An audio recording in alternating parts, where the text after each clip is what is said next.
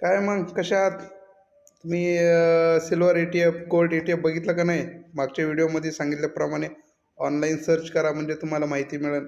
Silver ETF काय असतं, gold ETF काय असतं. पण आज तर चांदीने रेकॉर्ड केलेलं आहे. 3,20,000 टच झालेली चांदी. तुम्हाला काय वाटतं कितीपर्यंत जाऊ शकते? कमेंट बॉक्समध्ये करा. आणि केली का नाही अजून इन्व्हेस्टमेंट चांदीमध्ये?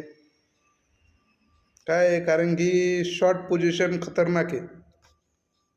सगळ्यांनी शॉर्ट पोझिशन काय आहे तुम्हाला नाही कळणार, पण लय खतरनाक शॉर्ट पोझिशन केलेले आहे. आणि तसं जसं शॉर्ट मागच्या महिन्यात मोठ्या मोठ्या बँकाला खूप लॉस झालेला आहे.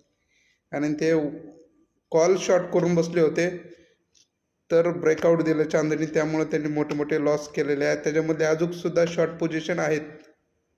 बघू आता चांदी अजून किती वर जाती. तुमचं कमेंट बॉक्समध्ये सांगत जा. चांदी अजून तुमचा अंदाज काय आहे, चांदी अजून किती वर जाईल?